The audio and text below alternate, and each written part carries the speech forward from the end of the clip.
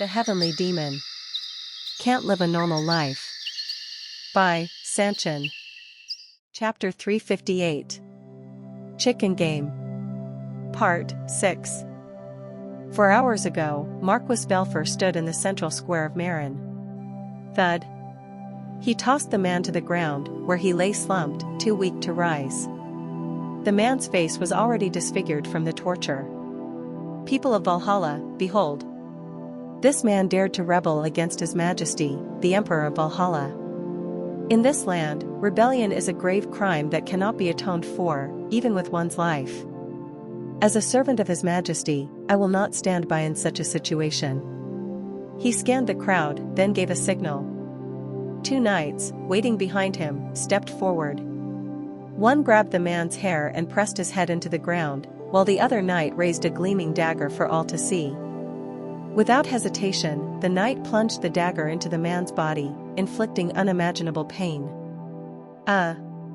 Despite the pain, the man could only groan. Though he struggled, there was no escape. His broken body couldn't resist the torment. It was a horrifying scene. Some people turned away in disgust, while parents hurriedly pulled their innocent children back, shielding them from the gruesome sight. Despite the carnage before him, Marquis Belfer maintained a cold expression. Though inside, he struggled to stay composed. This is necessary for me. No, for Valhalla. After ordering the massacre of the commoners, the Emperor had commanded that their remnants be displayed publicly as a clear example to instill fear. Marquis Belfer knew how brutal these methods were, but he had no intention of defying the orders. Even though he couldn't sincerely empathize with the cruelty of the situation, he had already ridden the back of a ferocious beast. Stepping down was no longer an option. After all, politics is such a thing, a path where one must forsake the people. Marquis Belfer, his heart hardened, watched as blood soaked the square. When the man's body finally stopped trembling, he spoke. Next. Behind him, more prisoners awaited their fate. Those suspected of aiding the rebels were dragged out one after another, screaming as they faced horrific torture. The crowd could not leave either. Soldiers forced them to witness the gruesome reality, making it impossible for parents to even shield their children's eyes. In just 30 minutes, bodies began piling up on one side of the square. Suddenly, a royal knight rushed in, panting. Marquis Belfer. Orders have come to return to the royal palace. Return? But there's still work to be done here. What's going on? He showed a puzzled expression. He was handling tasks under the Emperor's orders, but what could have happened to call him back so urgently? The knight spoke with a pale face. It's Roman Dmitri. We don't know how, but simultaneous terror attacks are happening all across Valhalla. Eastern Valhalla, Cairo. While chaos erupted in other regions, Cairo remained relatively peaceful. However, a small group of individuals moved swiftly, executing their mission with precision. Squad A, take the right. Squad B, the left. Yes. There were 8 of them. Ordinary-looking men, blending into the streets, silently approached their target, the weapon depot. Several soldiers guarded the depot, unaware of the impending attack. Thump. Thwack. The soldiers were subdued in an instant as the attackers exploited their blind spots. Before any effective response could be made, they struck vital points or twisted necks. They were swift and lethal in their approach. Some of the attackers quickly changed into soldiers' uniforms, while others went inside to plant magic bombs. Once everything was set, they retreated to a safe distance to activate the explosives. Boom. Crash. Rumble. It was a tremendous explosion. The weapon depot exploded in an instant, and intense flames engulfed the depot. The peaceful afternoon of Cairo was instantly disrupted. Emergency alarms sounded as soldiers rushed to the scene, trying to assess the situation. At that moment, some of the attackers shouted loudly to the crowd that had gathered. Valhalla bastards! Even if you kill innocent people, you can't break our spirit. We must not forget Valhalla's atrocities.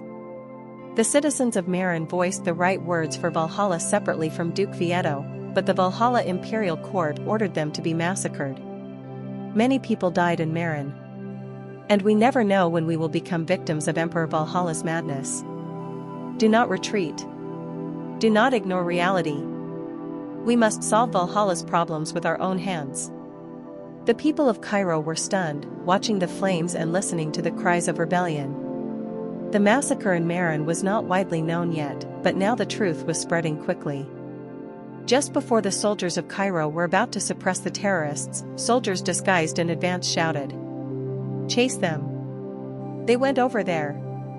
The chaos was perfectly orchestrated. Though all were part of the same group, it appeared as if they were not. The real attackers slipped away in the confusion. The perpetrators were members of Hauman. Special operatives trained in martial arts. Scattered throughout Valhalla, they executed missions based on Roman Dimitri's orders. These were not hastily planned attacks. Although the operations were executed swiftly, they had meticulously prepared and trained for countless scenarios just like today. Terror attacks spread through Valhalla like wildfire. What had begun as one or two incidents quickly multiplied into dozens, plunging the entire nation into chaos in an instant. Around the same time, Chris arrived at his destination, ready for the next phase of the operation.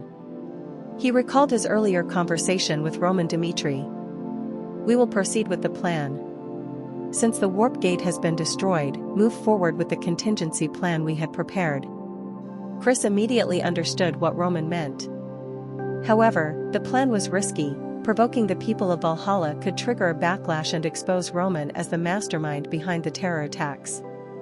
With this in mind, Chris felt compelled to voice his concern. Emperor Valhalla has lost the support of the people. If it is revealed that we are inciting discord, they might use you as a scapegoat to unite against us. "No. That won't happen," Roman said firmly. "The truth doesn't matter anymore. Ever since the emperor ordered the massacre, he crossed a line from which there's no return." After a brief pause, he continued. "By massacring the common people, Emperor Valhalla gave us a scapegoat. If we terrorize each of Valhalla's territories as planned and reveal the truth about what happened in the capital, how do you think the people will react? Sure, they might realize there's a larger force at work, but they wouldn't question it. What's important to them now are the emperor's actions. We'll use their anger and push the people's discontent to the surface. When that anger turns into action, the rebellion that started in Marin will spread like wildfire across all of Valhalla." Roman Dimitri had ignited public opinion. This was unlike the incident in Marin. In the capital, the emperor's soldiers quickly controlled the situation, but the flames of rebellion spreading across Valhalla's vast lands were a different story. The troops mobilized to suppress the rebellion in Hernard were not only composed of the imperial army, many of Valhalla's nobles had also brought their own forces. If their territories were under attack, it would throw them into chaos. But Chris spoke, burdened by a sense of guilt. "Using public opinion is a good strategy, but many people will die for our cause. Dimitri would incite Valhalla for his own gain, and the people, entangled in political turmoil, would die shouting for patriotism." It was truly cruel. The common people of Valhalla had done nothing wrong, but because of the hostility between Dimitri and the empire, they were being dragged into a brutal reality. If the plan proceeded as expected, knowing Emperor Valhalla's ruthless nature, many would not survive. Knowing this, Roman Dimitri responded firmly. "Chris, do not forget that Valhalla is a foreign country. We will spare no means for victory. And in that process, there's no need for guilt. Just as soldiers kill on the battlefield without a personal grudge, those of Valhalla are not innocent bystanders in this conflict. What matters most is Dimitri's future." A chill ran down Chris's spine. Once again, he realized the true nature of Roman Dimitri. Though he received praise and admiration, at his core, Roman was cold and calculating. He always pursued maximum benefit, regardless of the circumstances. While others hesitated to execute such risky acts, Roman Dimitri chose them because they were the most profitable. Such was the nature of his lord. Yet despite the cruelty, Chris felt a sense of relief. At least, with someone who prioritized his own people leading, they had a cause worth sacrificing for. Emperor Valhalla was slaughtering his own citizens, while Roman Dmitry plunged a foreign nation into despair for the sake of his people. There was no need for hesitation. Chris had faced many trials while standing by Roman Dmitry's side, yet he remained loyal because he understood that even if Roman's vision was self-serving, it would ultimately lead to prosperity. This time was no different. The operation ahead was dangerous, but in this high-stakes game, Dmitry had no intention of backing down. Clink. Chris drew his sword, and the allied soldiers stood in formation behind him. Let the operation begin now. Yes, sir. In the distance, Chris's eyes caught sight of Valhalla's largest grain-producing area, a crucial target. Terror attacks unfolded one after another. The leaders summoned to the Valhalla Imperial Palace could barely maintain their composure as reports poured in from all over Valhalla. Attacks are happening all across Valhalla. It must be Roman Dmitry's doing. He's selectively destroying weapon depots and fueling the people's anger by highlighting the massacre in Marin. At this rate, it's only a matter of time before rebellion spreads like wildfire. We must recall the troops. Only then can we mobilize enough soldiers to suppress the people's fury. But that wasn't the worst of the news. Another report came in, causing the leaders to panic, this time from the northern grain-producing areas. Shouldn't we stop this immediately? If the grain-producing areas are all burned, Valhalla will suffer catastrophic losses. Valhalla had little land suitable for farming, as much of the empire's foundation was rooted in the southern jungles. The northern grain fields were critical, providing food for a significant portion of the population. Now, Dmitry's forces were targeting these areas. This move had been expected to some extent.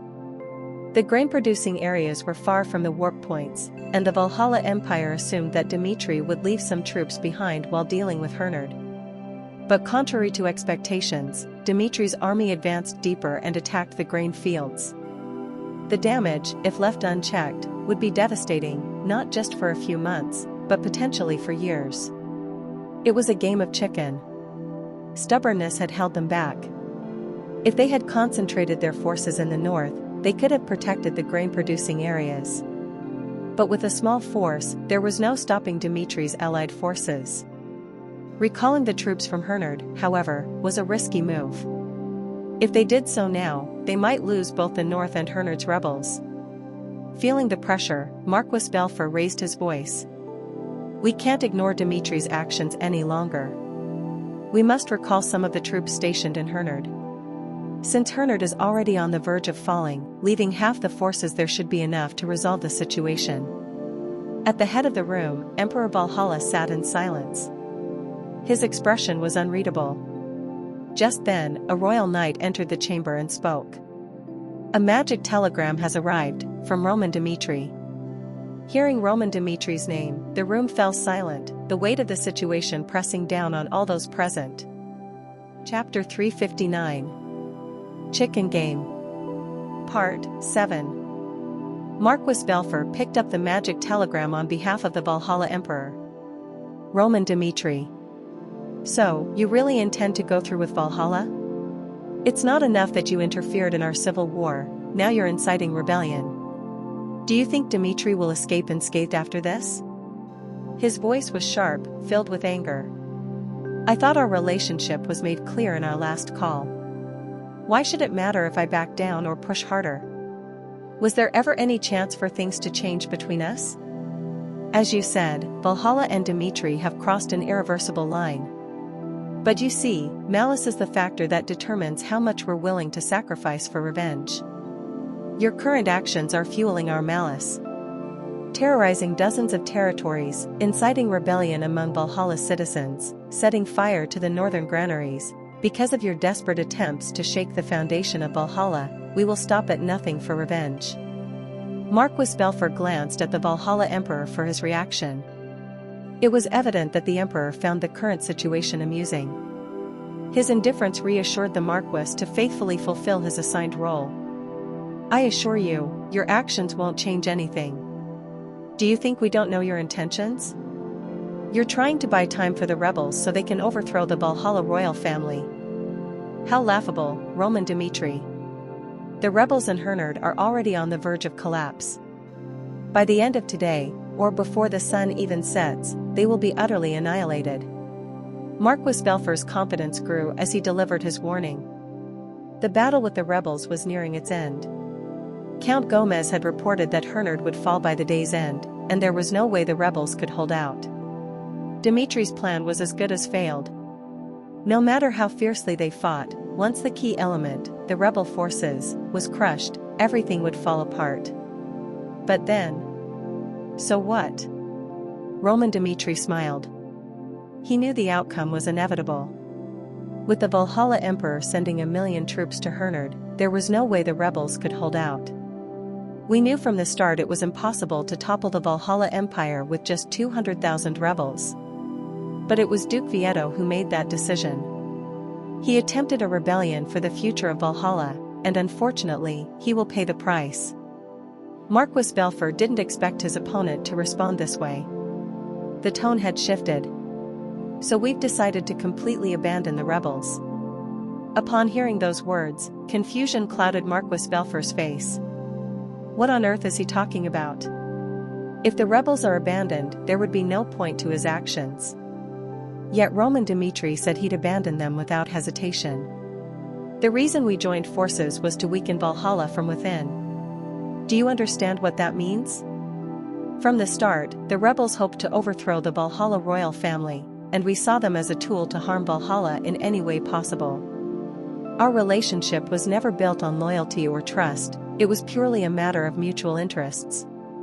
Valhalla believed that crushing the rebels was the key to their survival, but Roman Dmitri saw it differently. Now that Hernard is falling, why should we cling to the rebels? What do you mean? The solution was simple. He just had to abandon Hernard and give up on the rebels entirely. Rather than using them as a distraction or fallback plan, he now acted purely for Dimitri's own interest. After all, the Valhalla royal family could not quell the people's anger over the emperor's massacres. In short, there was nothing holding him back anymore. My actions were never about saving the rebels. Now that the stage has been set, I'll use it to erode Valhalla as much as possible. Whether the rebels and your forces kill each other, it doesn't matter, either way, it ultimately benefits Dmitri. If we burn the granaries and stir chaos in the aftermath of the rebellion, your situation will be dire for years to come. That's my goal. Since the best plan to topple the Valhalla royal family has failed, I'll make sure Valhalla is thoroughly crushed and unable to rise again. It was a sight to behold. Valhalla, clinging to the illusion that Roman Dmitri wouldn't abandon the rebels, foolishly kept their troops in place as the north descended into chaos. From the very beginning, this conflict had been stacked in Dimitri's favor. That's why Roman Dmitri accepted Sanchez's proposal. He was confident that, no matter the outcome, he would come out ahead. Two were playing the chicken game, but on entirely different terms. As Roman Dmitri chose to abandon the rebels and turn the north into a wasteland, Marquis Belfer's face hardened. Marquis Belfer, didn't I warn you? If you think the problem will be solved with such complacent thoughts, eventually, you'll meet me. He laughed. From start to finish, Roman Dmitri was playing his opponent. You'd better keep that in mind. With that, the communication was cut off. The meeting room fell into silence. Roman Dmitri's intentions had left them speechless, none dared to speak rashly. We've fallen into a trap. It was a true dilemma. The conflict with the people had already spiraled out of control, and negotiating with Roman Dmitri was never an option. Even recalling their troops wouldn't reverse the immense damage already inflicted. Worst of all, the situation was still ongoing. The rebels in Hernard were holding out to the end, and Roman Dmitri's acts of terror had ignited flames of rebellion throughout the region. Dmitri's forces were turning the north into a wasteland. Helplessness set in. Facing this growing catastrophe, Marquis Belfer looked at the Valhalla Emperor with a tense expression. Your Majesty. It seems we need to recall our troops. The remnants of Hernard are no longer important. If we don't quickly suppress the flames of rebellion spreading across Valhalla and stop Dimitri's forces, the situation may worsen further. Please issue the order. Please issue the order. Please issue the order. The voices of Valhalla's leadership rose in unison. They understood the gravity of the situation. If things continued this way, they feared a disaster would soon follow. Their plan was to recall part of the million-strong army. But then, the Valhalla Emperor smiled. Ha ha ha, it's clear. Roman Dimitri is unlike anyone I've ever encountered. In situations where most would have surrendered long ago, he continues to bare his teeth and refuse to yield. Marquis Belfer. Yes. We will not recall our troops. But Valhalla has sufficient forces besides those sent to Hernard. The losses we'll bear from this incident aren't significant. What I desire is not to take a single step back in the war with Roman Dimitri. Mobilize troops and send them north. Stabilize the situation in the granaries, and recall the troops from Hernard after completely eliminating the rebels. He, too, was stubborn. Roman Dimitri's actions had provoked the emperor. The emperor destroyed the warp gates, cutting off any retreat, ensuring that neither side could back down from this deadly chicken game. Roman Dimitri, however, had made a bold move by abandoning the rebels. In the face of this dramatic change, the emperor found excitement in his otherwise mundane life, driven by his selfish desires. Marquis Belfer gritted his teeth. He wanted to speak his true feelings. He wanted to urge the emperor to care for Valhalla's safety, but in Valhalla, everything was done according to the emperor's will. I will obey your command. He bowed his head and swallowed his disgust. But suddenly, Roman's parting words came to mind. What did he mean when he said we would eventually meet? Just then. Bang! Your Majesty! There's a problem. A growing sense of foreboding filled the room. A royal knight rushed in, delivering words that stunned everyone. Just now, we received a report from Marin's guards that Roman Dimitri has arrived. Marin's guards doubted their own eyes. The man who stood before them was the most wanted man by the royal family. I am Roman Dimitri of the Dimitri kingdom, he declared. The guards exchanged glances. They couldn't understand how Roman Dimitri, known to be in the north, appeared in Marin. Moreover, visiting Marin was tantamount to suicide. The city walls were in chaos, bracing for possible attacks, and yet, absurdly, he appeared first. Let Roman Dimitri inside, came the order from above. Whatever his intentions, they couldn't afford to miss this opportunity. Creak. Thud. The city gate was raised. Marin's guards, along with the royal knights, quickly surrounded Roman. There was no one else with him. As he entered alone, tension filled the air. Soldiers poured in from the royal palace, completely cutting off any chance of retreat. Thud. Once the gate closed behind him, he was trapped like a rat in a cage. Trying to understand the situation, the guard captain cautiously pointed his sword at him and asked, Roman Dimitri, for what reason have you come to Marin? Gulp. The sound of someone swallowing broke the silence. That's how tense the situation was. Roman Dimitri's notoriety on the battlefield was immense, and if he harbored ill intent, they would suffer massive losses to subdue him. But they couldn't believe the worst would happen from just one man. This was Valhalla's capital after all. In this land of warriors, no matter how formidable Roman Dimitri was, survival seemed impossible. All the more reason to be cautious. Roman Dimitri was as cunning as he was powerful, and they were sure he had another purpose. Roman Dimitri finally spoke. Valhalla's defenses are thorough. Marin's walls are so high and strong that they're called an impregnable fortress. With the magic circle disrupting all magic, there's no way to enter except through the warp gate. So, there are only two ways to enter Marin. The first is to break down the fortress. And the second. He smirked. This operation was risky, Chris had warned him. Even for Roman Dimitri, this was dangerous. For Valhalla to open its gates itself. The atmosphere turned grim. Understanding his meaning, the guard captain shouted sharply. Attack! In that instant, Roman Dmitri stepped back and pulled something from his cloak, tearing it with a swift motion. Rip. Blackout, dark cloud. Blackout, which temporarily weakens magic. Dark cloud, which cloaks the surroundings in impenetrable darkness. The sounds were drowned out. Billowing dark energy swallowed the charging Valhalla soldiers, and Roman Dmitri with them. It was a dangerous plan, Roman Dmitri knew that. But by abandoning the rebels, his goal was to destroy Valhalla so thoroughly it wouldn't recover for years. If you wish, I'll tell you my purpose. What I want is... He vanished into the darkness. In the guard captain's vision, Roman Dmitri was gone. Only his voice lingered in the air, piercing through the blackness. To bring you despair. Whoosh. Marin was consumed by deep darkness. Now, it was time to reveal the true form of the ghost shadow. Chapter 360. Chicken Game. Part 8. In the heart of the capital, chaos erupted. As soldiers fell into confusion, the guard captain shouted, "Don't panic, everyone. Dark cloud only temporarily shrouds the surroundings in darkness. It has no lethal power beyond that. Do not break formation.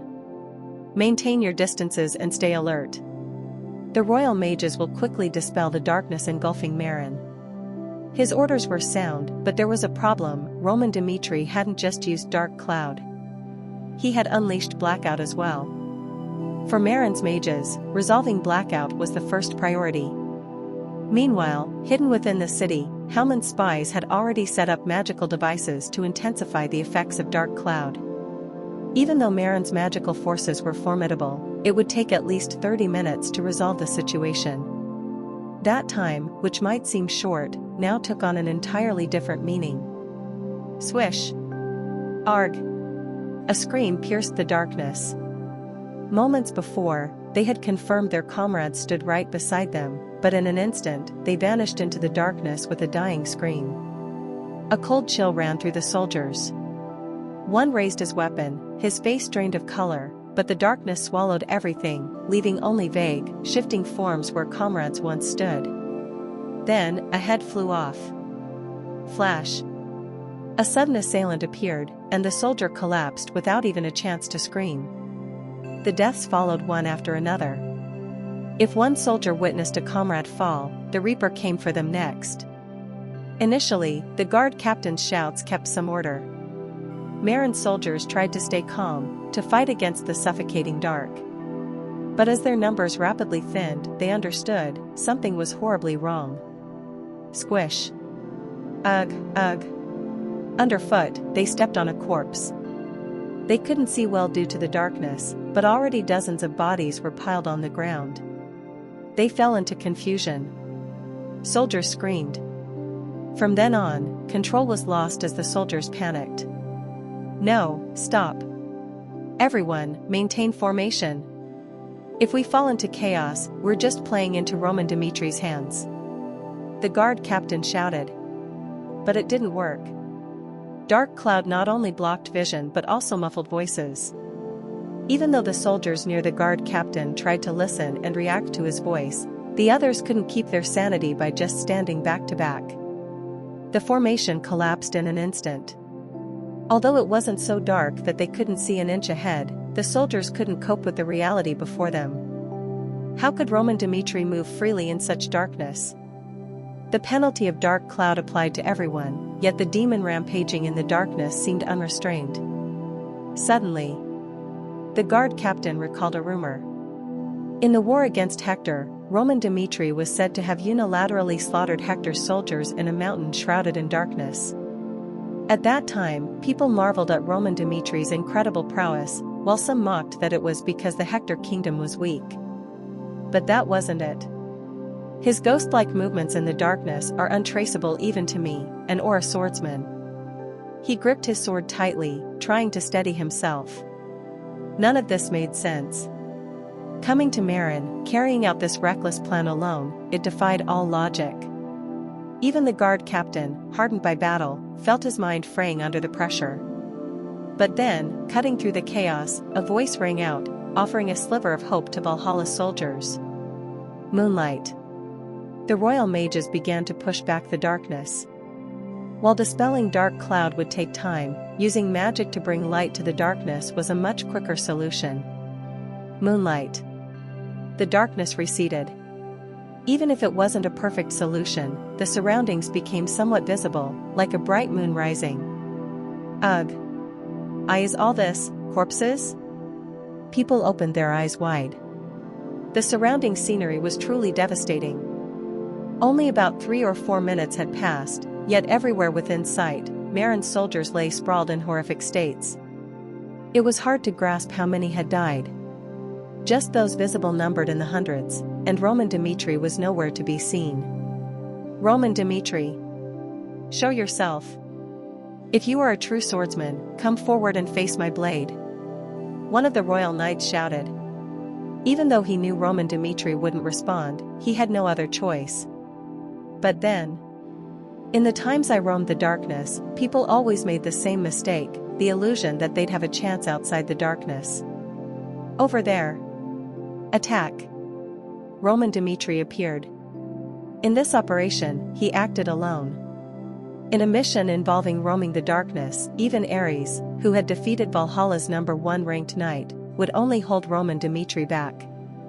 He had a strange appearance, as if darkness swirled around him. The soldiers, along with the royal knights, saw this as their moment and charged at him. But Roman simply smiled. Watching the enemies close in, he calmly drew upon his mana, completely unfazed by their advance. Why don't you realize that darkness is just a small factor that makes the situation convenient? Slash. He sliced the head of the leading royal knight in one blow, then penetrated their ranks, scattering blood. The soldiers who had shown such ferocious momentum collapsed in an instant. Roman Dmitri roamed the enemy camp, slaughtering those who faced him one by one. It was a one-sided massacre. With relentless movements, terrible screams and death followed. Royal knights? Tens of thousands of soldiers? It didn't matter. In the days when Roman Dmitri lived as the ghost shadow, he had overcome death crises far worse than this countless times. The sensations from those times surged within him. When he committed massacres in the darkness, warriors trembled at the name of the ghost shadow. Die. The guard captain rushed forward. As a 4-star or a swordsman, he would have held a significant position if born in a small country. However, he showed intense killing intent toward Roman Dmitri. He thought it was perfect timing. With the royal knights and soldiers attacking simultaneously, he believed Roman Dmitri would show a brief opening. The guard captain thought he could land a decisive blow at the cost of his allies' lives. Slice. The world shook upside down. Before he could realize what had happened, he found himself with his head buried in the ground. Blood flowed, and above his blurred vision, Roman Dmitri stood. You bear no sin. The problem is that the master you serve has become my enemy. That was the last thing the guard captain remembered in his life. Crack. At the Valhalla Imperial Palace, those gathered were engulfed in anxiety. Upon hearing reports that Roman Dmitri was committing a massacre, one of the officials muttered softly, "At this rate, aren't we all going to die? Stop spouting such ill-omened words. He's Roman Dmitri." Even Ares, whom he trained, defeated Caesar, Valhalla's #1 ranked knight. Who in Valhalla can stop him? Letting him into the castle in the first place was a mistake. If the opponent is Roman Dmitri, we shouldn't think within common sense. Even under Marquis Belfer's scolding, the officials couldn't hide their anxiety. A while ago, when the royal knight reported Roman Dmitri's arrival, they allowed his entry under the emperor's orders. In fact, the officials' remarks were criticizing the emperor, but gripped by fear, they couldn't make rational judgments. Normally, such defiance would have led to swift executions, but Marquis Belfer, carefully observing the emperor, noticed something unusual. The emperor seemed indifferent, as if he didn't care about the unfolding danger. Pathetic. The emperor laughed. He leaned back in his chair and crossed his legs. Roman Dmitri has always acted beyond common sense. Even in the war with Kronos, he charged alone at 300,000 troops and beheaded an 8-circle mage. Since then, I thought this moment might come. Dmitri is still just a small country. But when an individual possesses such power, even an emperor of an empire cannot be free from the possibility of assassination. Assassination, a very simple way to end a war. Especially if it's someone as powerful as Roman Dmitri. By dealing directly with the Valhalla Emperor, he could instantly shift the rebellion in favor of the rebels. It was expected. The path of a ruler was thorny after all. The Valhalla Emperor was not so complacent as to overlook such possibilities. He declared, since Roman Dmitri has entered Marin, he will certainly appear here. The officials became even more anxious. If Roman Dmitri really appeared, they couldn't guarantee their lives. Creak. At that moment, the door opened. The place that should have been guarded by royal knights swung open, and a man with a face stained in blood entered. Knowing and yet not running away. Do you think you can survive? It was none other than Roman Dmitri, the demon of Dmitri.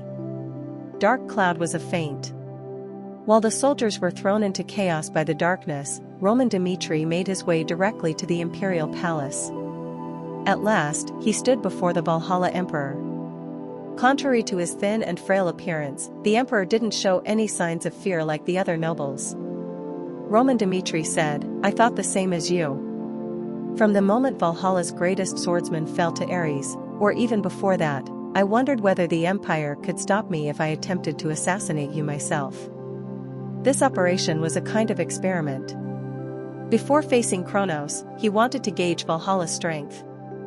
If you cannot provide an answer to my question, the Emperor of Valhalla will die here today. The justification for assassination.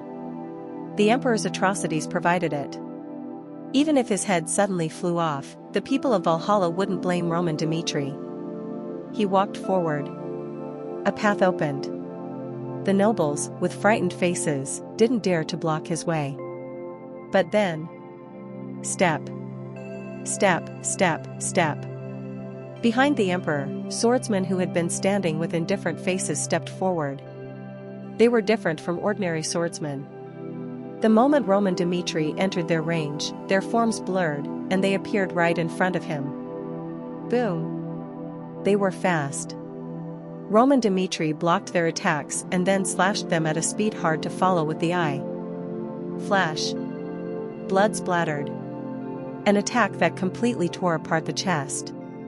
Just when he thought he had easily dealt with one among dozens, the emperor's swordsman, with his chest torn open, swung his sword at Roman Dmitri.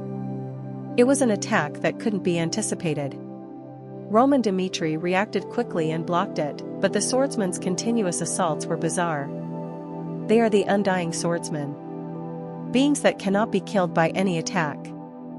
The emperor smirked. As he spoke, the undying swordsmen didn't die. Their tattered chest skin intertwined again, and they pushed Roman Dmitri with their restored forms. Curse. Curse. Whoosh. Before he knew it, royal mages appeared around him. They materialized with a swirl of sand, and from the shadows of their robes, they cast curses on Roman Dmitri with ominous eyes. The curses energy-bound Roman Dmitri's movements. It wasn't a visible force, but magic that lowered his physical abilities to hinder him. How interesting. Indeed. The empire's power wasn't just what was visible. It was natural. If rankings determined a nation's power, no country would reveal its strength through rankings. That would expose their forces. In other words, even if Caesar was publicly Valhalla's greatest swordsman, Valhalla wasn't called an empire just because of him. Undying swordsmen and royal mages were part of the special forces. But that was all to Roman Dmitri. Just because they couldn't die didn't mean they could stop him. Zap. The curse was lifted. He broke the magic's power, slashing through the undying swordsman, blocking his way and charging toward the emperor. Being unable to die didn't solve all problems. Even the undying swordsman showed openings when inflicted with fatal wounds. In that time, there was no problem closing the distance to the emperor. The scene before the nobles was shocking to say the least. Despite their severed arms, torn chests, and shattered legs, the undying swordsman desperately tried to stop him. Yet, Roman Dmitri pressed forward, unstoppable, until he finally stood before the emperor. Whoosh! Just as Roman Dmitri was about to strike, the emperor's form scattered. Like the royal mages before him, he dissolved into a sandstorm and reappeared near the conference room wall. Roman Dmitri. It was an enjoyable time. Swoosh! Then he disappeared behind the wall. As if absorbed, he vanished, and the undying swordsmen and royal mages scattered into sandstorms just like him. However, it was as expected. This operation wasn't meant to succeed in the assassination. He wanted to confirm the empire's strength, and that was secondary. The real purpose was separate. With the situation concluded. Hic. Right beside him, someone hiccuped. The owner of the hiccup hastily covered his mouth, but his wide-open eyes met Roman Dmitri's gaze. He was one of the officials.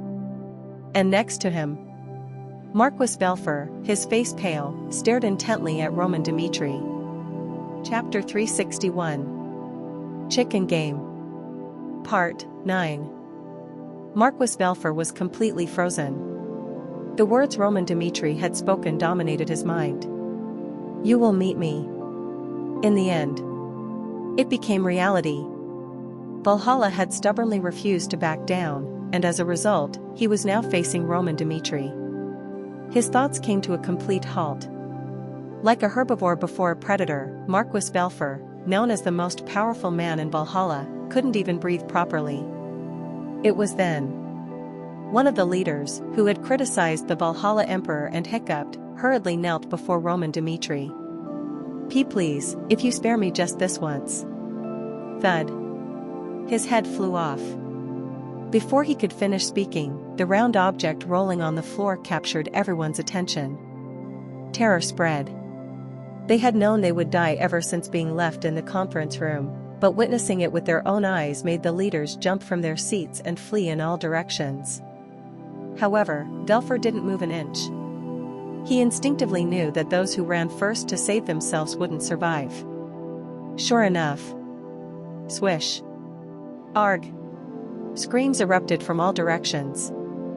The one who had fled first collapsed to the floor like a puppet with its strings cut. Others screamed as their body parts were severed one by one. Many among Valhalla's leadership were Aura swordsmen. In line with the reputation of being a nation of warriors, they took self-discipline for granted, but their skills were no match for Roman Dmitri. 1. 2. Corpses piled up. Roman Dmitri grabbed one leader by the hair and slit his throat right in front of Belfer. Slash. Gurgle. He foamed blood. As he grasped his throat and fell, Belfer trembled and looked at Roman Dmitri. I told you. If you showed such complacency, you'd meet me. Why, you monster? He crouched down.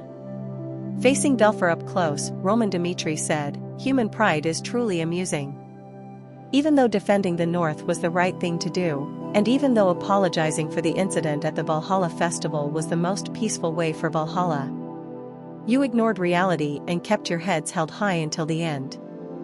I suppose that was your way of maintaining Valhalla's prestige. For a great power like Valhalla, one of the two giants of the continent, it must have been hard to bow to a small nation like Dmitri. Clench. He seized his lower jaw. Belfer struggled in surprise. The confidence he had shown through the magic communication device was nowhere to be seen. That's why you ended up like this. If you had compromised with reality even once, if you had shed your complacency and accepted that Dmitri had risen as a new great power, you wouldn't be in this state. Creak, crack. Ugh. He swallowed a groan. With the grip on his lower jaw, his jawbone twisted, feeling like it could break at any moment. Ominous thoughts filled his mind. Thinking he might die like this, he felt his lower body becoming wet. It was humiliating. He was devastated. But before he could process such human emotions, he was completely overwhelmed by Roman Dmitri's presence. However, tap. He released his lower jaw. As air filled his lungs, Belfer hastily backed away without even having time to steady his breathing. Marquis Belfer. The wealth and glory you've enjoyed aren't that great. The price for the achievements you've made by clinging to the Valhalla Emperor, not through your own abilities, is merely this much. Look around you. See the fate of those who proclaimed loyalty to the imperial family. If you think about it, it's a simple matter. When the 14th son of Valhalla ascended to the throne, you were just an ordinary noble who, like others, didn't foresee it. Therefore, you were easily discarded. It wasn't even an issue that could be described with words like discarding the hunting dog after the rabbit is caught. Delphur wasn't even a hunting dog, he was someone of no importance to the Valhalla Emperor. Delphur knew it too. As his pupils shook at the harsh truth, Roman Dmitri turned his gaze outside the conference room. Tap tap tap. In the distance, he heard the sound of people running. He briefly glanced at Dark Cloud, but upon reports that the palace was under attack, people were flocking here. If he delayed any longer, even he would be in danger. Now that he confirmed that the Valhalla Emperor's forces were stronger than revealed, there was no reason to take any more risks. Marquis Belfer. He smiled. Looking down at Belfer, Roman Dmitri said, "The Valhalla Emperor has abandoned you, but I intend to show you mercy. This is your last chance. If you and I meet again for the same reason, I'll make you regret being alive." At those words, Delphur hurriedly raised his head. He had braced for death and tightly closed his eyes, but received an unexpected response. However, no matter how much he looked around, Roman Dmitri was nowhere to be seen. 30 minutes later, Roman Dmitri rejoined the main force. After shaking off Marin's pursuit team, he used a small-scale teleportation magic circle prepared outside Marin to teleport. The mage who used the teleport, Nox, spoke with a pale complexion. "Next time, I'll absolutely stop such an operation. Without magical devices like warp gates, it takes an enormous amount of power to move just one or two people. Even though we used mana stones like that just now, we almost failed the teleport due to lack of power. My lord, you are no longer the heir of a baronial family. Since you're someone who will become the king of a nation, you need to be careful with your body. This operation. If they hadn't prepared the teleport on site, it would have been impossible. Even with such preparations, they barely managed the complex magic system of teleportation, and after many twists and turns, they successfully completed the teleport to and from Marin. In fact, there were several critical moments during the operation. Because it's such a difficult magic, people actively utilize warp gates. Suddenly, Nox asked out of curiosity, but was it necessary to go this far? From the beginning, assassinating the Valhalla Emperor was impossible. Valhalla. An empire was an empire for a reason. Even an extraordinary being like Roman Dmitri failed to assassinate, and Valhalla didn't suffer significant damage from this operation. Just some soldiers who died facing Roman Dmitri and some of Valhalla's leaders. Considering that Valhalla moves according to the Emperor's will, the deaths of the leaders didn't have special meaning. Roman Dmitri spoke. The purpose of this operation was never the Valhalla Emperor's life from the start. What do you mean by that? Nox didn't fully understand the operation. At his questioning gaze, Roman Dmitri turned his eyes toward Marin, instilling insecurity that even the Valhalla Empire isn't safe, and distrust toward the Valhalla Emperor. Even if Valhalla maintains its existing power structure after this rebellion, they will no longer be the same as before. Valhalla's imperial palace. The situation there had been settled. People busily moved about, clearing corpses and searching the surroundings with eyes wide open. Roman Dmitri had already shaken off the soldiers and escaped outside the castle. But thinking that there might still be unknown dangers, the Valhalla imperial family mobilized all their forces to comb through the area. The conference room.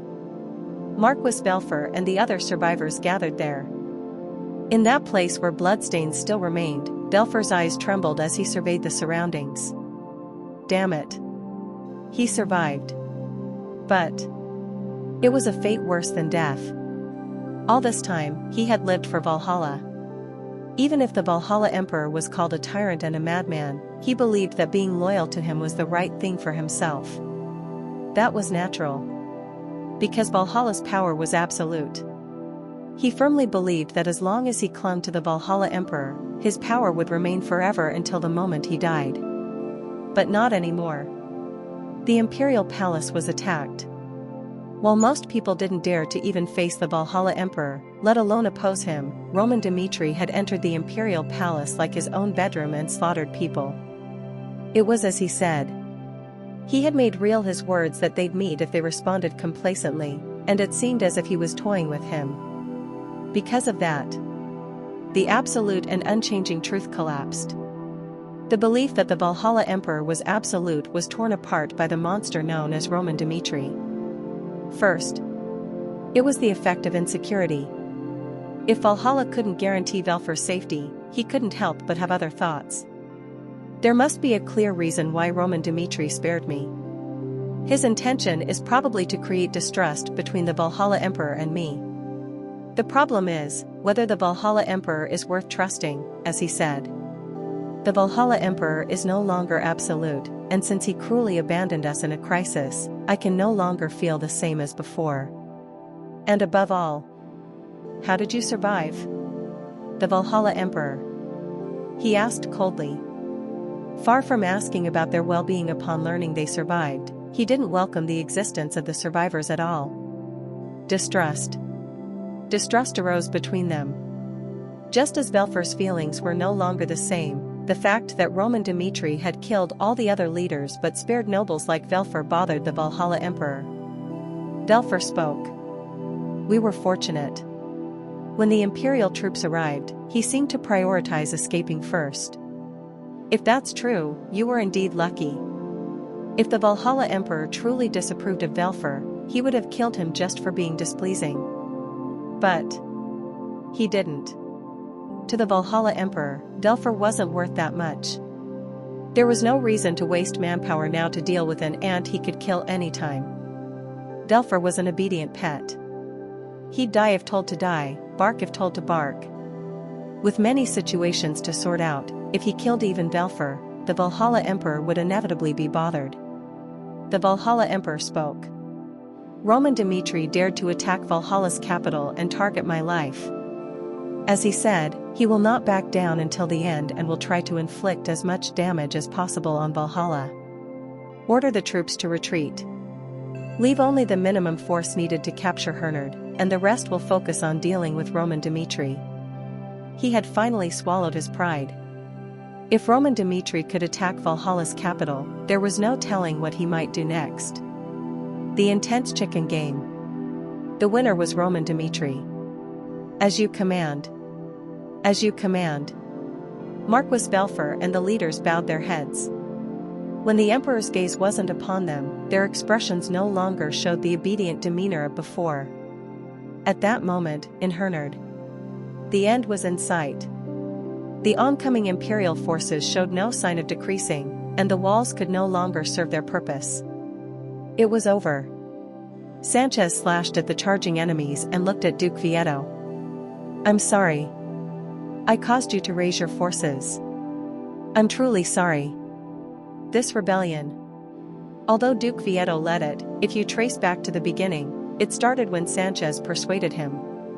Sanchez felt despair and guilt at the same time. If Duke Vieto had continued his secluded life, he wouldn't have died a rebel in his later years. Crunch. The halberd swept away the enemy. Duke Vieto, his face soaked in blood, exhaled heavily. Instead of spouting nonsense, kill one more enemy. The war isn't over yet. Another hour? 2 hours?